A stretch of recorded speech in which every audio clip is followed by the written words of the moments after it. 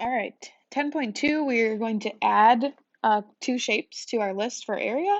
So we're going to talk about trapezoids and rhombi. So again, with both of these shapes, it's just a matter of knowing what the formula is, being able to identify the pieces that fit into the formula, and then plugging those values in. So the formula here for area of a trapezoid is 1/2 the height times base 1 plus base 2. Okay, so remember trapezoid has one set of parallel sides. That would be the bases. So we have base 1 and base 2. It really doesn't matter which one we call base 1, which one we call base 2. And then we have a height. And again, just like we talked about with triangles and parallelograms, the height must be perpendicular to the bases.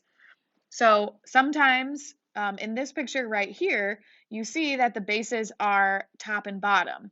And so it makes sense that in our brain that those are bases. However, sometimes the trapezoid could look like it's on its side and the bases would be on the left and the right side. Again, the bases are going to be the parallel sides and the height has to be perpendicular to those two sides.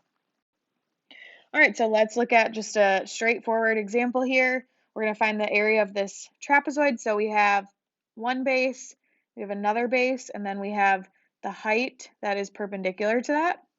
So the formula that we're using, 1/2 base 1 plus base 2 times the height. So base 1 would be 21, base 2 would be 38. With addition, the order that we do those, it doesn't matter. So if I did 31 plus 28, doesn't matter, or sorry, 38 plus 21, same thing. Okay, and then the height is 16. Then it's just a matter of plugging that into your calculator. So 1/2 times, make sure you use parentheses, 21 plus 38, and then times 16.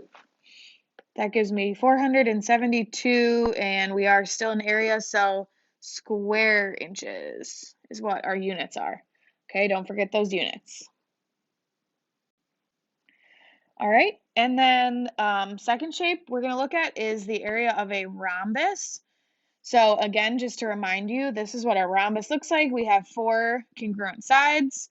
And so the formula that we're going to use here is 1/2 of D1 plus D2. That means the diagonals, right? So here is diagonal 1, here is diagonal 2.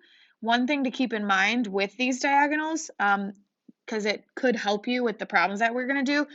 Remember, we talked about this again in chapter 6 when we did quadrilaterals, but these diagonals bisect each other, so each side there is going to be congruent to the other, right? So this side is going to be congruent to this side.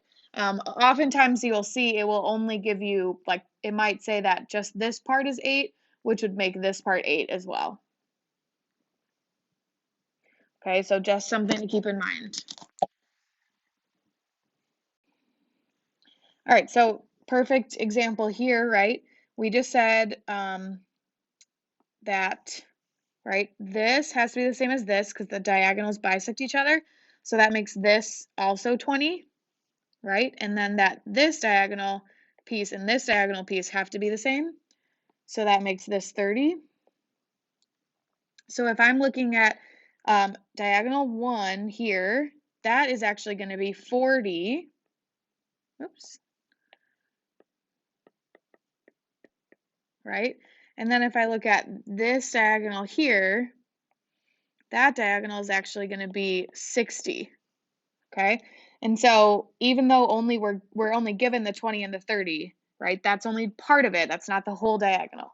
All right, so then again, formula is just 1/2 diagonal 1 times diagonal 2. So 1/2 of 40 times 60.